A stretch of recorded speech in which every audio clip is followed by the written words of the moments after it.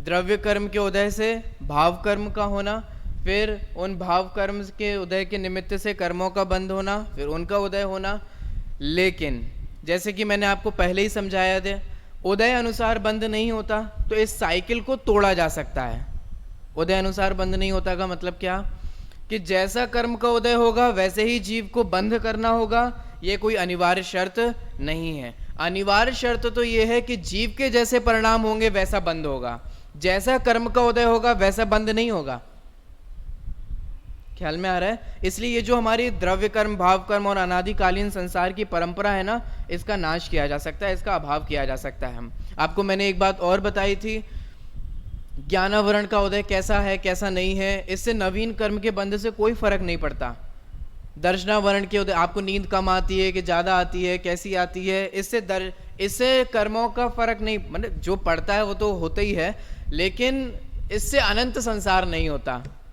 ये अनंत संसार का कारण नहीं है, इसके कारण संसार में जीव नहीं रुल रहा है। इन शॉर्ट में आपसे कहूं, आप लोग छह डाला पढ़कर आए हो, आपने दूसरी डाल भी पढ़ी है, दूसरी डाल का पहला छंद भी पढ़ा है। क्या है पहला छंद? द्रग ज्ञान चरण वश भ्रमत भरत दुख जन्म मरण। बस हो गया। ऐसे मिथ्या द्रग ज्ञान चरण वश भ्रमत भरत दुख जन्म मरण। क्या लिया? मिथ्या दर्शन, मिथ्या ज्ञान और मिथ्या चारित्र। मिथ्या दर्शन, मिथ्या ज्ञान, मिथ्या चारित्र को हम इनडायरेक्ट वे में कहें तो मोह राग द्वेष। कैसे अभिषेक, कैसे मिथ्या दर्शन ज्ञान चारित्र को अपन मोह राग द्वेष में कैसे सम्मिलित कर सकते हैं? देखो, जब हम मोह की बात कर रहे हैं तो वो दर्शन मोह से संबंधित है, जो श्रद्धा को आवृत्त करता है, माने मिथ्या श्रद्धान में निमित्त बनता है। आवृत्त तो क्या, मिथ्या श्रद्धान में निमित्त बनता है। ख्याल में आ रहा है? तो वो तो मिथ्या दर्शन हुआ। जैसा दर्शन होगा वैसा ही ज्ञान होगा, क्योंकि अगर सम्यक दर्शन है तो ज्ञान भी सम्यक ज्ञान है, मिथ्या दर्शन है तो ज्ञान भी मिथ्या ज्ञान है। तो ज्ञान किसका अनुसरण कर रहा है? दर्शन का अनुसरण कर रहा है। इसीलिए सम्यक साथे ज्ञान होए, इसीलिए सम्यक दर्शन के साथ ही ज्ञान हो जाता है। ख्याल में आया? और राग और द्वेष से किसको लेंगे हम? चारित्र मोह, मिथ्या चारित्र। इस राग द्वेष के वशीभूत होकर ही तो ये मिथ्या चारित्र हो रहा है। ख्याल में आ रहा है? समझ में आ रहा है? तो ऐसा नहीं है कि जिनागम में अलग अलग बातें कही हैं। कहीं तो कहते हैं कि मोह राग द्वेष की वजह से दुखी है, कहीं तो कहते हैं मिथ्या दर्शन ज्ञान चारित्र के कारण दुखी है, कहीं तो कहते हैं कर्म के उदय से दुखी है, और कहीं तो कहते हैं कि परिवार से निकाल दिया इसलिए दुखी है। ज्ञानी जीवों के ऐसे प्रसंग आते हैं ना, चाहे अंजना के जीव हों, चाहे सीता जी के जीव हों, या अन्य अन्य जीव हों, नहीं निकाल दिया जाए तो किडनैप कर लिया गया, सेठ सुदर्शन आदि जैसे महापुरुषों को। तो देखिए, तो किसके कारण जीव दुखी है? आपने ध्यान दिया, दौलत राम जी ने भी दूसरी ढाल में शुरू में ये कहा, ज्ञानावरण के कारण दुखी नहीं हो। भाई साहब मेरे बहुत कम नंबर आते हैं, एक्चुअल में देखा जाए तो आप उसके कारण दुखी नहीं हो। नहीं नहीं भाई साहब, मेरा इसके जैसा ज्ञानावरण का क्षयोपशम नहीं है, इसका अच्छा क्षयोपशम, इसको एक बार में समझ में आ जाता है। मैंने ऐसे बहुत अंदर ही अंदर कन्फ्लिक्ट चलता रहता है, लड़ाई चलती रहती है। मान लो एक ही जगह के दो लोग हो ना, जैसे मान लो ये भी एमपी का और आप भी एमपी के, ये भी उसी गांव का आप भी उसी गांव के, अब कंपटीशन ऑटोमेटिक शुरू हो जाता है। मैं इसके जैसा नहीं, ये मेरे जैसा नहीं। लेकिन आपको पता है इस ज्ञानावरण के कारण बंध नहीं होता। और अभिषेक, ज्ञानावरण के उदय के कारण जीव दुखी नहीं है, मोह राग द्वेष भाव के कारण दुखी है। दौलत राम जी ने कहा ना, अब इस पे बहुत बल दिया जा सकता है, काफी तर्क दिए जा सकते हैं, काफी युक्तियां दी जा सकती हैं कि ज्ञानावरण के अब ऐसे सब पे लगाओ। आपके पास अनुकूल प्रसंग नहीं है। देखो, आप अच्छा चाहते हो, माने आप साता वेदनी का उदय चाहते हो, पुण्य का उदय चाहते हो, लेकिन आपको क्या लगता है कि आपके पुण्य का उदय होएगा तो आप सुखी हो जाओगे? ऐसा लगता है ना? तो जितना पुण्य का उदय है उतने सुखी आप हो, और जिसके पुण्य का उदय है वे सब सुखी हैं, और जिनके पाप का उदय है वे सब दुखी हैं। क्यों? फिर तो ऐसे ही हुआ ना, जिसके पुण्य का उदय होगा वो सब सुखी होगा, और जिसका पाप का उदय होगा वो सब दुखी होगा। अब मैं आपसे पूछता हूँ, उपसर्ग पुण्य के उदय में होता है कि पाप के उदय में? तो उपसर्ग के काल में भी मुनि पार्षनाथ सुखी थे कि दुखी थे? उपसर्ग के कारण ना दुखी थे ना उपसर्ग के कारण सुखी थे। उस काल में भी अपने पाप के उदय में भी सुखी थे ना, तो पाप का उदय दुख कहां दे पाया? और स्वर्ग की विभूतियां मिल जाएं और फिर भी लोभ के वशीभूत होकर जीव दुखी हो सकता है। ख्याल में आ रहा है? तो अपने दिमाग से ये निकाल दो कि मेरा इतना पुण्य का उदय नहीं है, अगर मैं करोड़पति होता तो मैं ज़्यादा सुखी हो जाता, मैं मेरिट में आ जाता तो ज़्यादा सुखी हो जाता, मैं ऐसा हो जाता तो ज़्यादा सुखी हो जाता। आप सुखी तत्काल हो सकते हो, अब भी हो सकते हो, अब भी हो सकते हो। कैसे? दूसरों को, अभी एक बहुत अच्छा स्टेटस व्हाट्सएप के थ्रू आया था, सहजानंद जी वर्णी का था वो।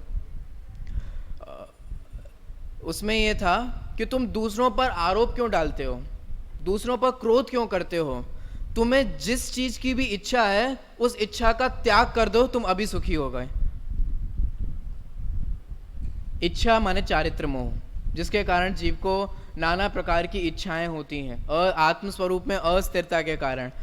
जिस किसी की भी इच्छा, माने आपको इंस्टेंट सुख चाहिए, भाई साहब मैं गोरा नहीं हूं, गोरे होने की इच्छा त्याग दो, आप अभी सुखी हो।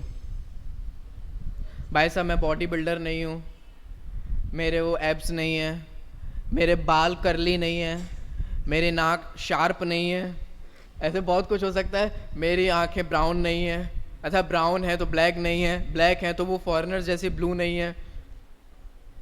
आपको जो कुछ भी इच्छा हो, भाई साहब मुझे कोई जानता ही नहीं है, कोई मुझे पहचानता ही नहीं है, मेरा नाम भी किसी को पता नहीं है, जो भी इच्छा हो आप उस इच्छा का त्याग कर दो, आप तुरंत सुखी हो। और वो इच्छा को पालते रहो तो जिंदगी भर दुखी। मैंने ये तुरंत सुखी होने का मार्ग है। इच्छा मन में चारित्र मोह के उदय से बता रहा हूं। और बाकी देखो, इच्छा होना चारित्र मोह है, इच्छा की पूर्ति में सुख माना ये दर्शन मोह है। समझ में आया? राग द्वेष होना चारित्र मोह है, और राग द्वेष से सुखी दुखी मानना ये क्या है? ये दर्शन मोह है। ख्याल में आ रहा है ना? बहुत कुछ कहा जा सकता है, मैंने आप तो 2-3 दिन का प्रवचन भी इस पे कर सकते हो, कहने के लिए बहुत विषय है। अपन आगे बढ़ते हैं। तो बात कहने का मतलब सिर्फ इतना ही है, तात्पर्य सिर्फ यही है कि मिथ्या दर्शन, मिथ्या ज्ञान और मिथ्या चारित्र के कारण जीव दुखी है। उसी को यहाँ मोह राग द्वेष भाव कहा गया है। ये जीव के जो मोह राग द्वेष भाव होते हैं उसमें चूंकि, अब देखो यहाँ सब चीजें लगाओ, मोह राग द्वेष भाव, एक मोह राग द्वेष भाव जीव की पर्याय है ना, जीव की पर्याय है तो माने जीव का होने वाला कार्य है ना, जीव में हुआ कार्य है ना। और प्रत्येक कार्य के होने में अनेक कारण मिलते हैं, और इन शॉर्ट बोले तो 5 समवाय पूर्वक प्रत्येक कार्य होता है। अब मैं जल्दी जल्दी बोल रहा हूं, अगर आपको ये विषय समझा हुआ होगा तो तुरंत समझ में आएगा। तो जीव के मोह राग द्वेष रूप परिणाम होने का कारण क्या? तो स्वभाव की अपेक्षा बोलो तो विभाव स्वभाव है। ख्याल में आया? भवितव्य की अपेक्षा बोलो तो तत्समय की योग्यता थी। काल लब्धि बोलो तो उस समय काल, जीव का काल, उस माने जीव के काल लब्धि में उसका वैसा ही परिणमन था, उस समय वैसा ही काल आया था। काल लब्धि की अपेक्षा बोलो, पुरुषार्थ की अपेक्षा बोलो तो जीव गुण का योग, उपयोग और वीर गुण का परिणमन उस रूप ही होना था। और निमित्त की अपेक्षा बोलो तो मोहनीय कर्म का उदय निमित्त था। ख्याल में आया? अब यहां किसकी अपेक्षा से कथन किया जा रहा है? निमित्त की मुख्यता से कथन किया जा रहा है। तो जीव को जो मोह राग द्वेष रूप परिणाम हुए ना, उसका एक कारण है मोहनीय कर्म, मोहनीय कर्म का उदय होना। और अब देखो, जीव का कार्य है इसलिए कर्म निमित्त है, जब कर्म का कार्य होगा तब जीव निमित्त हो जाएगा। हालांकि अपन विस्तार से निमित्त उपादान की चर्चा अक्टूबर शिविर में करने वाले हैं। माने जीव का कार्य होगा तो कौन निमित्त होता है? पुद्गल निमित्त होता है। और पुद्गल का कार्य होता है तो कौन निमित्त हो जाता है? जीव। आपने नोटिस किया? मैं हिंट करता हूं, आप लोग जरा ध्यान देना। संक्रमण आदि के होने में जीव के परिणाम निमित्त थे, और जीव के मोह राग द्वेष होने में, मोह राग द्वेष होने में, जीव के मोह राग द्वेष होने में जीव कैसे निमित्त होगा? हाँ, अन्य जीव को हम कहना चाहें तो वो निमित्त हो सकते हैं, लेकिन और नजदीकी के निमित्त का ज्ञान कराएं तो वो कौन है? कर्म। निमित्त भी बहुत सारे होते हैं, लाइन खड़ी कर दो निमित्तों की। तो चलो, तो इस प्रकार से कुछ समझ में आया? आगे बढ़ते हैं। कहने का मतलब इतना था, जब पुद्गल का परिणमन होता है तो पुद्गल उपादान हो जाता है और जीव निमित्त हो जाता है, और जब जीव का परिणमन होता है तो पुद्गल उसमें निमित्त होता है। यही सहज उपादान उपादेय और निमित्त नैमित्तिक संबंध है। आगे बढ़ते हैं। देखिए, जीव के मोह राग द्वेष आदि विकारी परिणामों के होने में जो कर्म निमित्त होता है उसे मोहनीय कर्म कहते हैं। उसके दो भेद हैं, दर्शन मोहनीय और चारित्र मोहनीय। आसान विषय है, आगे बढ़ते हैं। अब दर्शन मोहनियों को समझते हैं। मैं प्रश्न बोलता हूं और आप सभी लोग मिलकर उत्तर बोलना। 36 नंबर का प्रश्न, दर्शन मोहनीय कर्म के कितने और कौन कौन से भेद हैं?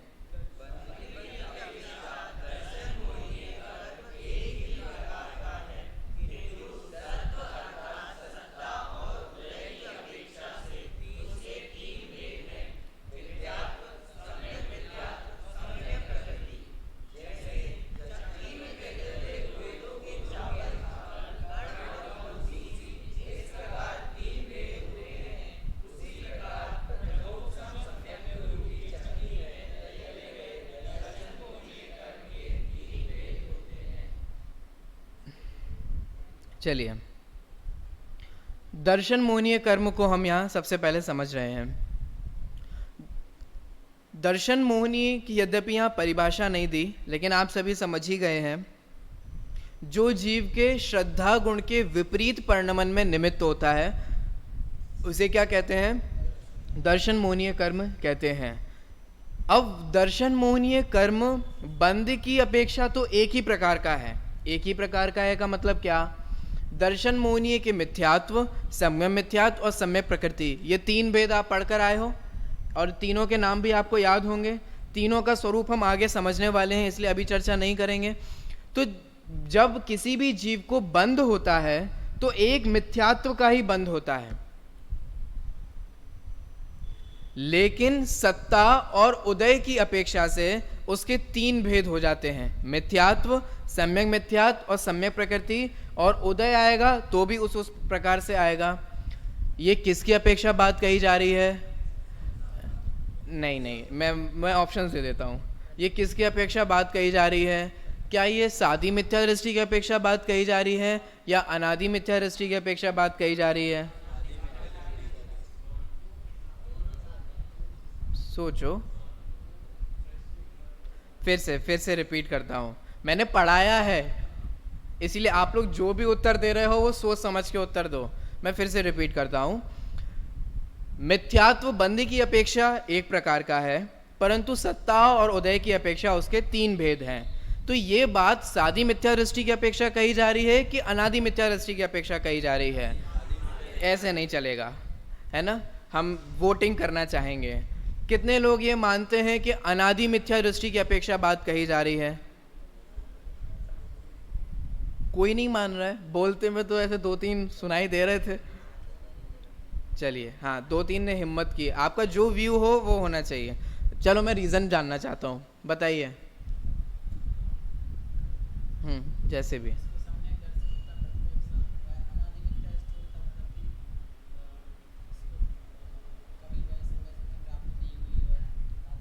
बराबर। तुमने उत्तर सही बोला, बैठो। आपका उत्तर क्या है? यही उत्तर है। चलिए, अब मैं दूसरे ऑप्शंस के वोटिंग कर लेता हूँ। सादी मिथ्या दृष्टि की अपेक्षा ये कथन किया जा रहा है, ऐसे कितने लोग मानते हैं? ये ऑडियंस पोल क्या है?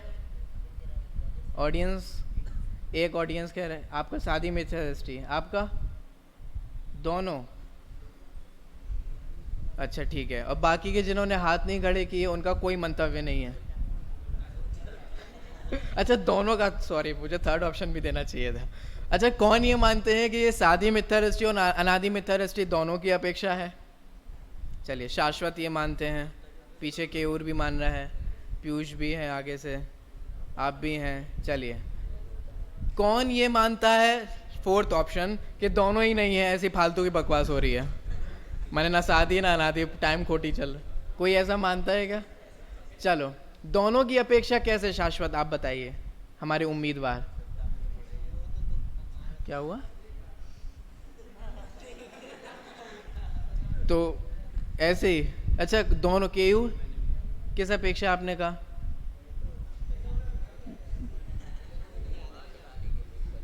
चलिए पीयूष, अरे कोई आप जो भी सोचते हो उसका रीजन तो होना चाहिए ना। चलिए बैठ जाइए। अब मैं ना इसका उत्तर नहीं देता, लेकिन पढ़ाया है ना तो हिंट दे सकता हूं। अगर आपने उस वक्त समझा होगा तो आपको आंसर मिल जाएगा। जब हमने औपशमिक सम्यक्त्व वाला परिशिष्ट पढ़ा था, तब हमने ये देखा था कि अनादि मिथ्या दृष्टि को कितनी प्रकृतियों का उपशम होता है और सादी मिथ्या दृष्टि को कितनी प्रकृतियों का उपशम होता है। वो ख्याल में है? पता है क्या? कछु सुध बुध नहीं रही है। कुछ है सुध बुध ख्याल में है? भैया पेज पलटो, पलटो भैया पेज पलटो। देखो भैया क्या लिखा है, क्या साथ, किसको? सादी मिथ्या। फिर से पढ़ो।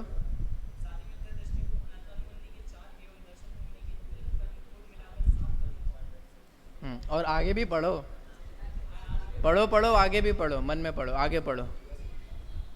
पढ़ा सर्वज्ञ? खोलो, तुमने तो खोला ही नहीं, तुमने पढ़ कैसे लिया?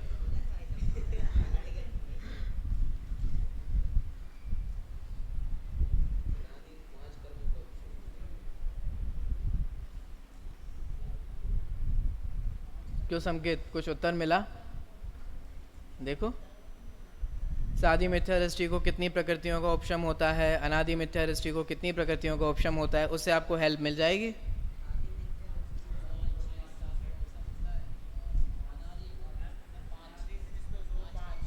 अच्छा, अब किसी का ओपिनियन चेंज हुआ क्या?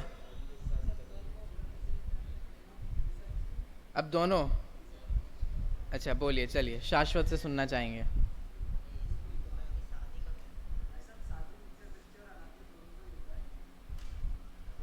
क्या होता है?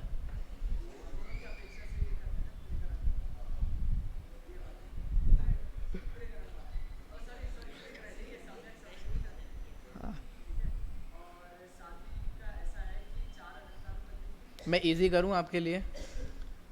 दर्शन मोनी के 3 भेद हैं, 3 टुकड़े हैं। ये 3 टुकड़े किस किस के पास मिलेंगे? 2 ही ऑप्शन है, सादी मिथ्या दृष्टि के पास मिलेंगे कि अनादि मिथ्या दृष्टि के पास मिलेंगे कि दोनों के पास मिलेंगे, बस। हाँ, 3 टुकड़े सादी मिथ्या दृष्टि के पास मिलेंगे। अनादि मिथ्या दृष्टि के पास ये 3 टुकड़े मिलेंगे क्या? नहीं मिलेंगे। बैठ जाइए। क्योंकि आपको उस वक्त बताया था ना, अनादि मिथ्या दृष्टि को 5 प्रकृतियों का ही उपशम होता है। अभिषेक, अब ख्याल में है? प्रश्न पूछने के अलावा जो समझाया जा रहा है उसे भी समझा करो। अपना उपयोग प्रश्न पूछने में ही मत लगाया करो। ख्याल में आया?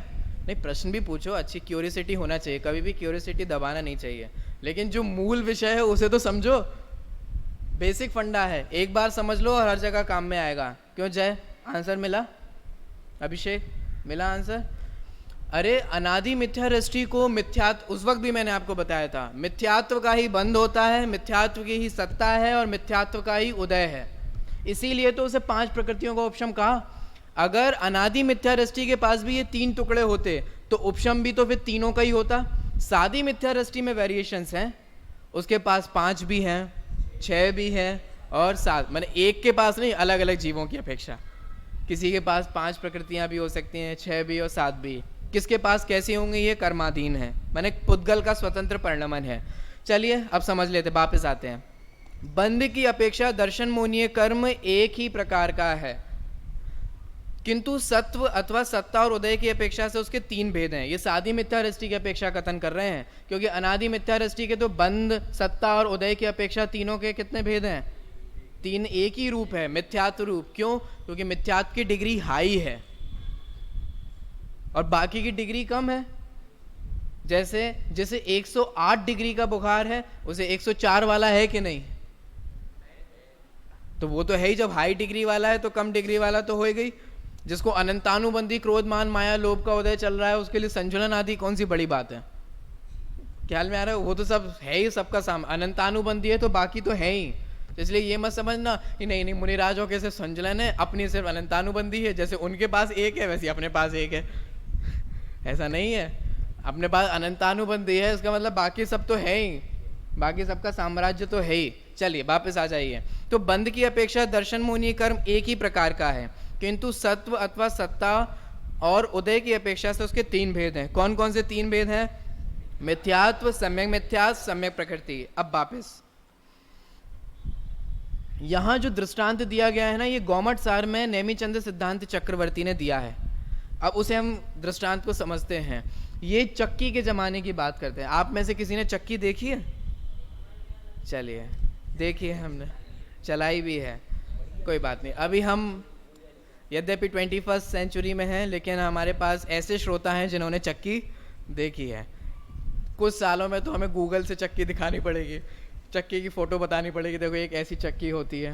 अच्छा, कौन सी वाली चक्की देखी है? वो जो यहाँ चक्की लगी है वो वाली, कि वो वैसी वाली हाथ वाली चक्की देखी है? आपके घरों में भी होगी। चलिए, हाँ, वो अलग है, वो चक्की नहीं है, वो षटखंड है, वो चक्रवर्ती वाला है। चलो वापस आ जाओ। अब यहाँ कहा जा रहा है कोदो। कोदो लिया गया ना। कोदो क्या होता है उसे समझिए। एक प्रकार का धान्य होता है, एक प्रकार का चावल होता है जिसमें नशा उत्पन्न करने की सामर्थ्य होती है। चावल में है ना, कोदों के चावल होते हैं, कोदो होते हैं, एक प्रकार का धान्य होता है। इसका नशा इसे धो धो के उतारा जाता है। समझ में आया? मैंने इन्हें धो धो के, इसके पॉलिश हटा हटा के, जो भी मैंने, जो भी जैसा होता होगा, जो भी इसकी प्रोसेस है, उसे धो धो के इसमें जो कोदों में जो नशा होता है वो धो धो कर हटाया जाता है। अब यहाँ कोदो नामक एक धान्य लिया गया। अब ये ध्यान रखना, क्योंकि ये चक्की बहुत काम में आने वाली है आगे। जिस प्रकार से एक धान्य को लिया गया, उस धान्य को चक्की में डाला गया, तो उस एक धान्य के तीन भेद हो गए। जब वो आया था धान्य तब एक ही प्रकार का था, चावल रूप ही था, धान्य रूप ही था, लेकिन अब उसके तीन भेद हो गए, चावल, कण और भूसी। आपने देखा होगा जो भी ये चक्की होती है उसमें आपको ये तीन तरीके की चीजें मिल सकती हैं। आप जो सजी सामग्री डालते हो, कदाचित एक दो दाने कुछ कुछ आपको इधर उधर लगे वगे साबुत भी मिलते हैं, कुछ आधे टूटे हुए मिलते हैं और कुछ बिल्कुल पिसे हुए से भी मिलते हैं। ऐसे अलग अलग पार्ट हो जाते हैं ना उस चक्की में। ऐसे ही मिथ्यात्व जो था, उस मिथ्यात्व को प्रथमोपशम सम्यक्त रूपी चक्की में डाला। कौन सी चक्की है, कहाँ की चक्की है, समझ में आया? ख्याल में आया? जिस प्रकार लौकिक चक्की, अब आप इमेज बना लो तो आपको रटने की जरूरत नहीं है। हाँ, समझ गए ना? तो आप इमेज बना लोगे तो आपको विषय वस्तु भी वैसे ही याद हो जाएगी। जिस प्रकार चक्की में दले हुए कोदों के चावल, कण और भूसी, इस प्रकार तीन भेद हो जाते हैं, उसी प्रकार प्रथमोपशम सम्यक्त रूपी चक्की में मिथ्यात्व डाला गया। तो उस माने मिथ्यात्व डाला गया, अथवा हम कहें दर्शन मोहनी डाला गया। तो उस प्रथमोपशम सम्यक्त रूपी चक्की में जब दर्शन मोहनी डाला गया, अब उसके लिए तो आपके पास चक्की होना जरूरी है ना, तब तो तीन भेद होंगे ना। मिथ्या दृष्टि के पास वो चक्की ही नहीं है। मिथ्या दृष्टि माने अनादि मिथ्या दृष्टि, उसके पास तो वो चक्की है ही नहीं, उसके वो तीन पार्ट हुए ही नहीं। लेकिन जिसने सम्यक्त की प्राप्ति की, प्रथमोपशम सम्यक्त की प्राप्ति की, तो उस प्रथमोपशम सम्यक्त में दर्शन मोहनी डाला गया और उस दर्शन मोहनी के तीन भेद हो गए। कौन कौन से? मिथ्यात्व, सम्यक मिथ्यात्व और सम्यक प्रकृति। अब देखो पढ़ता हूं तो आपको समझ में आ जाएगा। जैसे चक्की में दले हुए कोदों के चावल, कण और भूसी, तीन भेद हो गए ना। इस प्रकार तीन भेद होते हैं, उसी प्रकार प्रथमोपशम सम्यक्त रूपी चक्की में दले गए दर्शन मोहनीय कर्म के कितने भेद हो जाते हैं? तीन भेद हो जाते हैं। कौन कौन से? मिथ्यात्व, सम्यक मिथ्यात्व और सम्यक प्रकृति। अब इनका कैसा कैसा स्वरूप है? मिथ्यात्व दर्शन मोहनी किसे कहते हैं? सम्यक मिथ्यात्व दर्शन मोहनी किसे कहते हैं? और सम्यक प्रकृति दर्शन मोहनी किसे कहते हैं? ये अगला विषय आ रहा है, इसको अपन समझते हैं। 37वें नंबर का प्रश्न। मैं प्रश्न बोलता हूं और आप सभी लोग मिलकर इसका उत्तर बोलना। प्रश्न 37, मिथ्यात्व दर्शन मोहनीय कर्म किसे कहते हैं?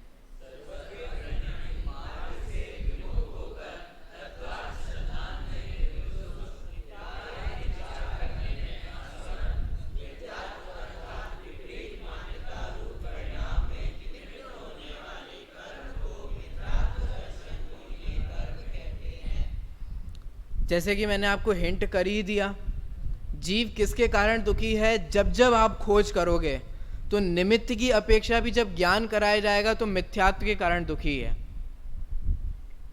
अथवा देखो, वास्तव में विचार किया जाए तो मिथ्यात्व उदय के कारण दुखी नहीं है, मिथ्यात्व परिणाम के कारण दुखी है। अब यहाँ परिणाम उदय सापेक्ष है तो हम उसे भी ले सकते हैं। कुछ ख्याल में आ रहा है क्या कह रहा है? जीव अपने परिणाम से दुखी है। कर्म का उदय तो ये कर्म का काम है। देखो, दो अलग अलग चीजें समझो, बल है इसमें, माने डिफरेंस है और बहुत क्या कहूँ इंपॉर्टेंस है इस चीज को समझने की। कर्म के उदय के कारण दुखी हो तो इसमें तो ऐसा लगता है कि पुद्गल के कारण दुखी हो, माने एक द्रव्य दूसरे द्रव्य के कारण दुखी है, जबकि एक द्रव्य और दूसरे द्रव्य के बीच में तो वज्र की दीवार है, अत्यंता भाव रूपी। समझ में आ रहा है? अब ध्यान से समझना, वास्तव में विचार करें तो जीव मिथ्यात्व उदय के कारण नहीं, मिथ्यात्व परिणाम के कारण दुखी है, माने अपने परिणामों से दुखी है।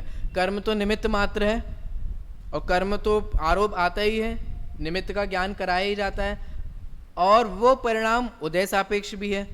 तो अगर आपको अपना दोष देखना, देखो दो चीजें होती हैं इस दुनिया में, दो तरीके के लोग आपको मिलते हैं। एक जो अपनी गलती, अपनी फॉल्ट खुद एक्सेप्ट करते हैं, और एक वो जो अपनी गलती का ठीकरा हमेशा दूसरों के माथे फोड़ते हैं। मोस्ट ऑफ लोग इस माने वर्ल्ड में 99.9% लोग वे ही होते हैं जो अपनी गलती का ठीकरा दूसरों के माथे फोड़ते हैं हमेशा। दाल खराब बनी तो क्यों बनी? वो गैस तेज हो गई थी, वो कुकर खराब था, वो दाल ही ऐसी है, इस बार की दाल खराब है। पर ऐसे खूब सारे आरोप हो सकते हैं। एक गलती इतनी भी तो स्वीकृत नहीं, मेरा ध्यान नहीं रह गया था, 2 सीटी आनी चाहिए थी, 5 सीटी हो गई, नहीं, वो एक्सेप्ट नहीं करेंगे। मैंने कुछ ख्याल में आ रहा है? ऐसे आप अपने में भी लगाना, एग्जाम में कम नंबर क्यों आए, टेस्ट में ये 2-3 नंबर क्यों आए, 10-15 ही नंबर क्यों आए, बाकी के नंबर क्यों नहीं आए? टेस्ट बहुत खराब था, गुणस्थान बहुत कठिन है, विषय समझ नहीं आ रहा है, रटना बहुत पड़ता है। ऐसा हो सकता है कि नहीं हो सकता? लेकिन अपनी गलती स्वीकार नहीं करते कि मैंने मेहनत नहीं की, मुझे जो टोडामल जी ने बार बार कहा अपने उपाय में आलसी नहीं होना, मैं अपने उपाय में आलसी रहा। ऐसा कुछ समझ में आ रहा है? कुछ ख्याल में आ रहा है?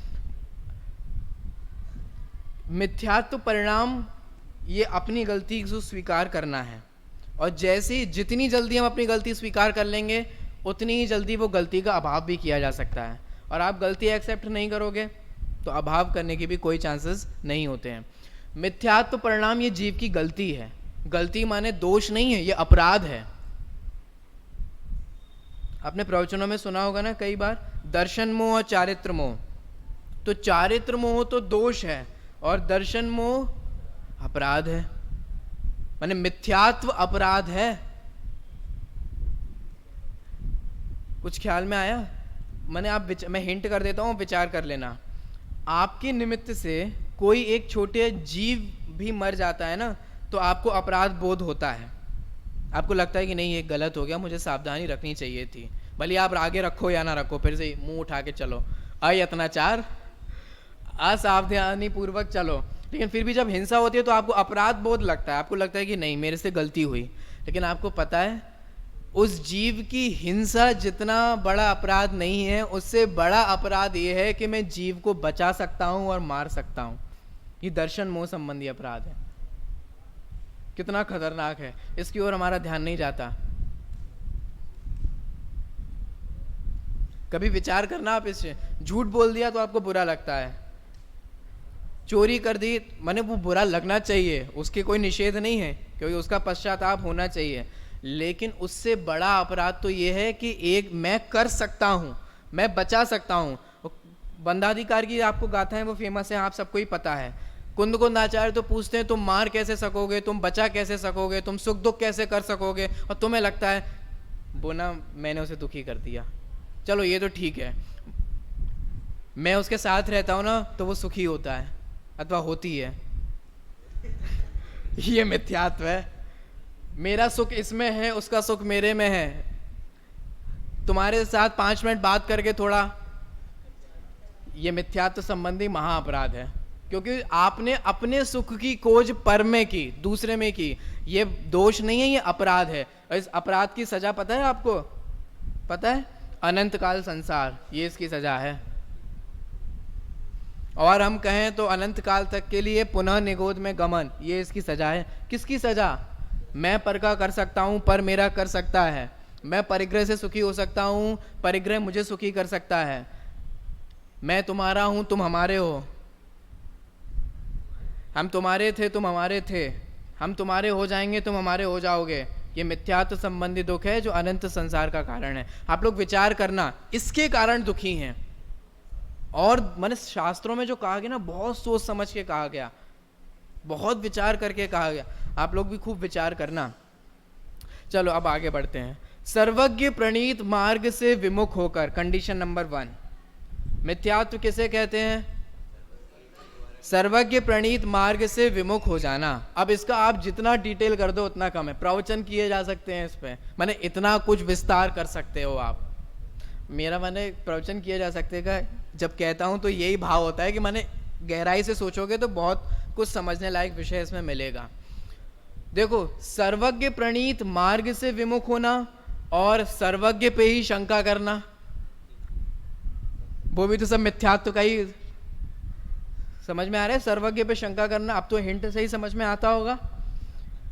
भूतकाल को तो जानते हैं, वर्तमान को तो जानते हैं, लेकिन भविष्य को नहीं जानते। जानते हैं तो सशर्त जानते हैं, कंडीशन सहित जानते हैं, पढ़ेगा तो पास हो जाएगा। अब ये सब क्या है? ये मिथ्यात्व का है, मिथ्यात्व के उदय का परिणाम है। माने सर्वज्ञ प्रणीत मार्ग से विमुख हो जाना। अब इसका बहुत डिटेल करो, जितने भी नहीं साहब ऐसा होना चाहिए था, पृथ्वी ऐसी ही क्यों है, भरत क्षेत्र ऐसे ही क्यों है, ये ऐसा होना चाहिए था, सुमेरु पर्वत थोड़ा साइड में होता तो काम चल जाता, सोना अंदर ही क्यों है, बाहर होना चाहिए था। अब मैंने इस तरीके, स्वर्ग इतने ही क्यों है, नरक इतने ही, कुछ नहीं होता स्वर्ग, कुछ नहीं होता नरक, ये तो ऐसी कल्पना है, कर्म फरम कुछ नहीं होते, संक्रमण फंक्रमण कुछ नहीं होता। ये सर्वज्ञ प्रणीत मार्ग से विमुख होना है। कोई नहीं होते 24 तीर्थंकर, कोई नहीं होते चक्रवर्ती, किसने देखे, किसने किया, ये सर्वज्ञ प्रणीत मार्ग से विमुख होना है। तुम पूछते हो किसने देखे? अरे क्या तुम्हें, हम बार बार भजनों में बोलते हैं ना, सर्वज्ञ शासन जयवंत वर्ते, तो सर्वज्ञ का शासन है ना। तुम पूछो किसने देखे, किसने कहे, तुमने नहीं देखे। सर्वज्ञ के ज्ञान में तुमने अनंत सर्वज्ञ परमात्मा उसे प्रत्यक्ष जानते देखते हैं, और ये उनकी वाणी के अनुसार कहा गया है। कहा यद्यपि मतिशुद्ध ज्ञान वालों ने है, लेकिन अपने ज्ञान से नहीं कहा, सर्वज्ञ के ज्ञान अनुसार कहा, सर्वज्ञ के ज्ञान के आधार से कहा। माने आप लोग परीक्षा मुख में आगम की परिभाषा पढ़कर आए हो ना, आप्त वचनादि निबंधनम अर्थम ज्ञानम। आगम की प्रामाणिकता किससे है? किससे नहीं, इसमें अच्छी अच्छी बातें हैं। ये कोई आगम है? आप समझना, आप लोग इसी चक्कर में फंस जाते हो। साहब ओशो ने भी बहुत अच्छी अच्छी बातें कही, आपने पढ़ा क्या? साहब वो संदीप माहेश्वरी भी बहुत अच्छे लेक्चर देता है, मतलब देता होगा, लेकिन ये कोई आगम की नहीं। साहब वो शिव खेड़ा की बहुत अच्छी किताब है, आपने पढ़ी क्या? ऐसे बहुत सारी किताबें होती है ना साहब, आपने वो पढ़ी क्या? How to win friends and influence people, लोक व्यवहार। साहब आपने वो पढ़ी क्या? Rich dad poor dad.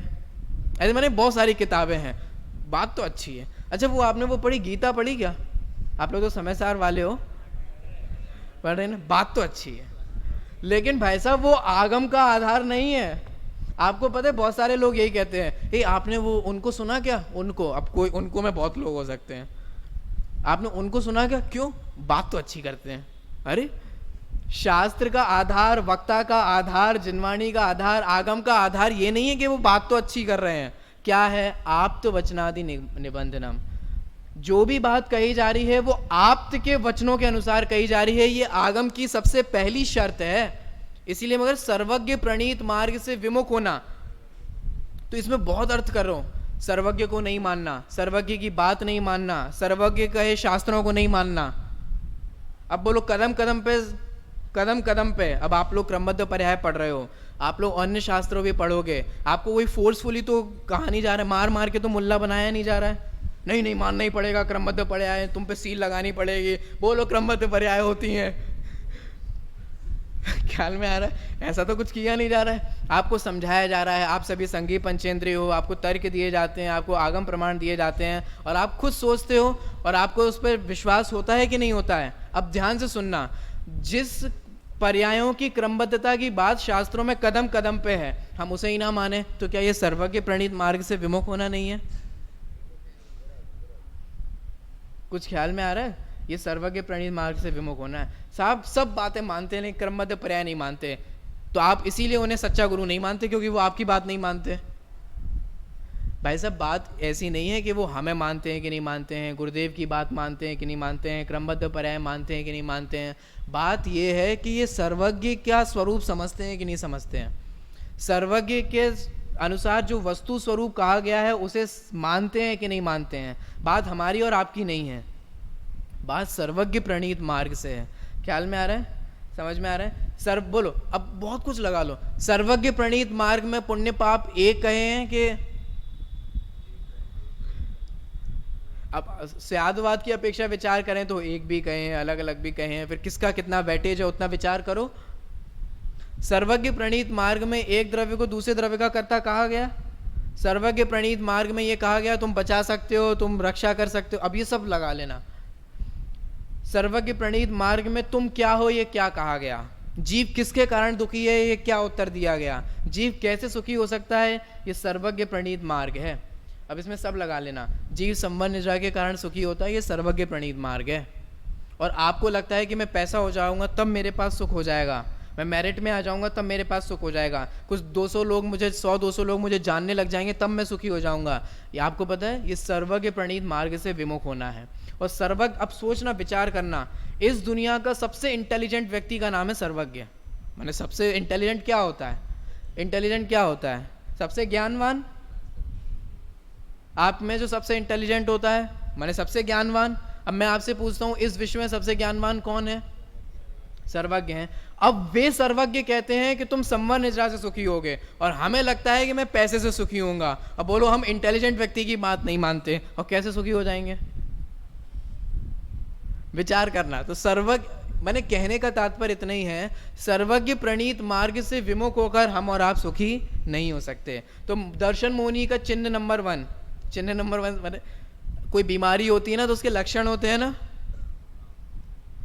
Viral fever है तो उसके कुछ लक्षण होंगे, बुखार है मैंने और कोई खांसी है तो उसके कोई लक्षण होंगे, कोई और बीमारी है तो उसके लक्षण होंगे।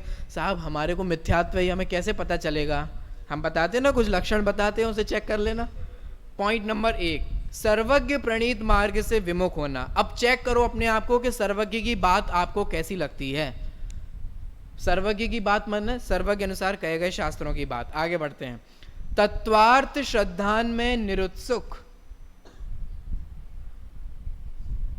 इसको मैं अगर ज्ञान के स्वरूप में कहूं ना तो तत्वार्थ श्रद्धान में निरुत्सुक और जानने में अनध्यवसाय।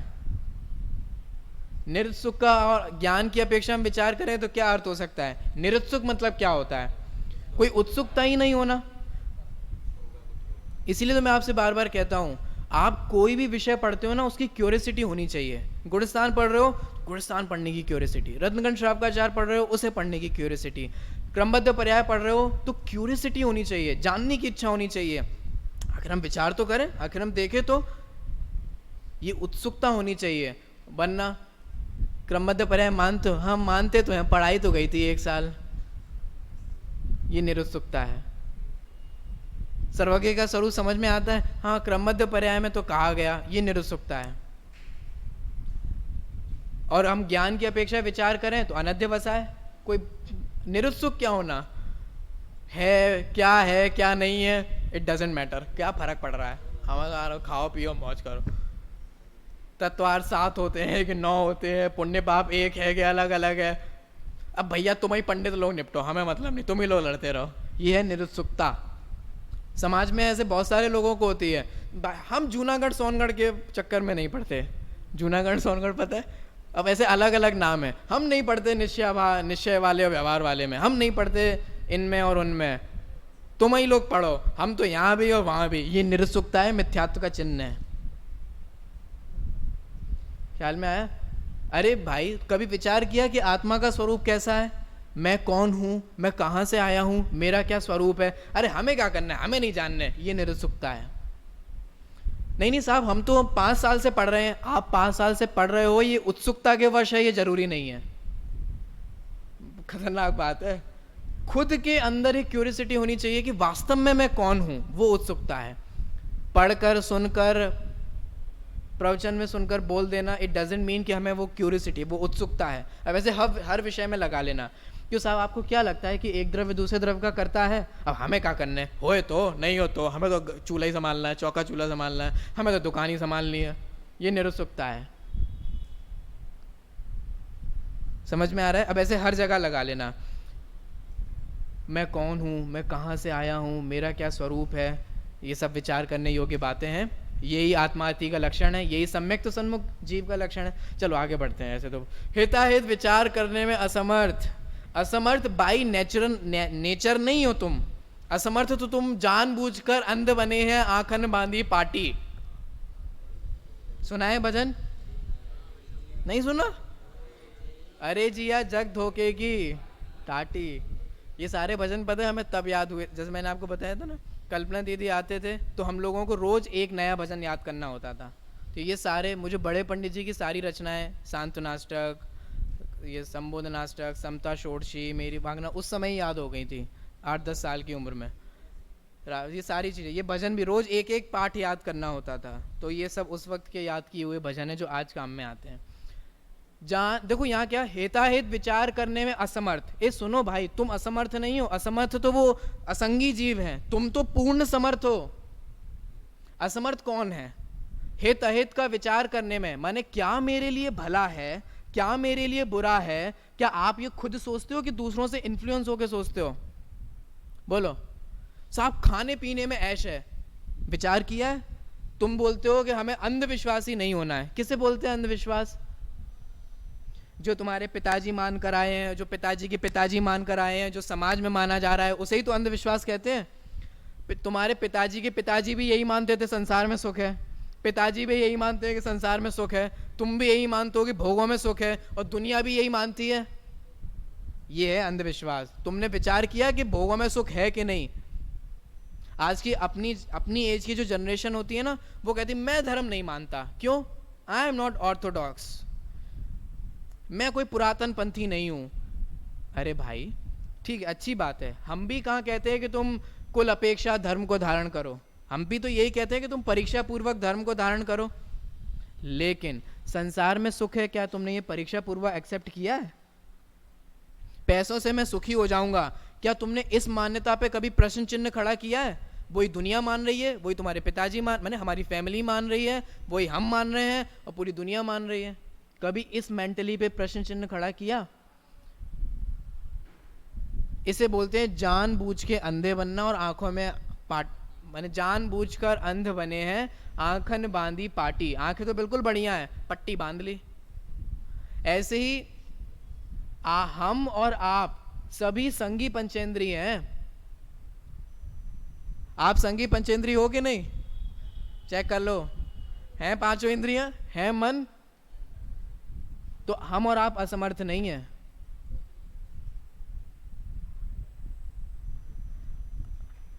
लेकिन फिर भी हित अहित का विचार करने की सामर्थ्य होने के बावजूद भी विचार नहीं करना, ये मोहनीय का उदय है। ख्याल में आया?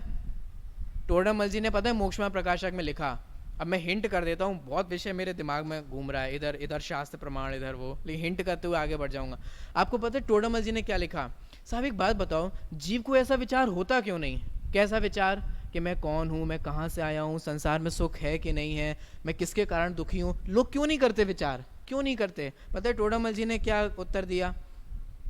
टोडरमल जी ने उत्तर दिया, मोह के तीव्र उदय के कारण, मैंने देखो अनादिकालीन संस्कार के कारण ऐसे विचार उत्पन्न नहीं होते, क्योंकि अनादिकाल से कौन से संस्कार पड़े हैं? भोगों में सुख बुद्धि वाले। और मिथ्यात्व के तीव्र उदय के कारण ये विचार करने में समर्थ नहीं है। दोनों समझ में आ रहा है? सोने पे सुहागा, माने अनादिकालीन संस्कार और तीव्र मोह का उदय, इसीलिए जीव को विचार ही नहीं होता। वो ही उस अंधी दौड़ में चले जा रहे हैं, खा रहे पी रहे मर रहे जा रहे हैं, खा रहे पी रहे मर रहे जा रहे हैं। ये अंधी दौड़ में दौड़ रहे हैं, क्योंकि अनादिकालीन वो अभ्यास है, और जिसके कारण ये विचार होता है वो मोह के प्रबल उदय के कारण वो विचार ही नहीं होता। ठीक है, विचार कर लेना। आगे बढ़ते, हिताहित विचार करने में असमर्थ। मिथ्यात्व अर्थात विपरीत मान्यता। अब विपरीत मान्यता में सब लगा लेना जो भी सर्वज्ञ प्रणीत मार्ग से विमुख है। तो विपरीत मान्यता रूप परिणाम में निमित्त होने वाले कर्म को क्या कहते हैं? मिथ्यात्व दर्शन मोहनीय कर्म कहते हैं। अब समराइज करते हैं, कितने लक्षण बताए? लक्षण नंबर 1 सर्वज्ञ प्रणीत मार्ग से विमुख होना। लक्षण नंबर 2 तत्वार श्रद्धान में निरुत्सुक होना। लक्षण नंबर 3 हिताहित विचार करने में असमर्थ होना। लक्षण नंबर 4 मिथ्यात्व अर्थात विपरीत मान्यता रूप परिणाम। ये 4 लक्षण है तो समझ लेना भैया मिथ्यात्व का उदय चल रहा है। समझ में आ रहा है ना? तो आज हमने मिथ्यात्व की बात की, शेष सम्यक मिथ्यात्व और सम्यक प्रकृति की बात अपन कल करेंगे।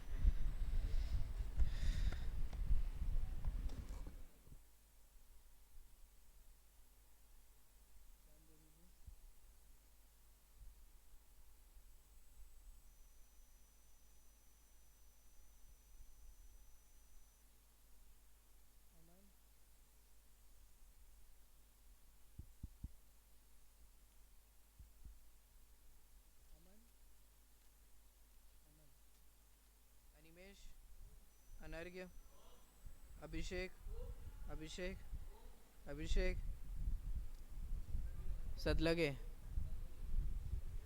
आदर्श, अनेकांत, दर्शन, दर्शन, धनुष, ज्ञायक, हितंकर, जय, कपिल, केयूर, मयंक, मिनियन, मधुर, निमित्त, पारस, पीयूष, संवेग, सर्वज्ञ, शाश्वत, स्वानुभव, संयम, संयम, सुमेश, सुष्मित, शिवानंदम, तुषार, वृषभ, स्वस्ति, दिव्यांश, दिव्यांश, अक्षत, भव्या, संकेत। जा सकते हैं आप।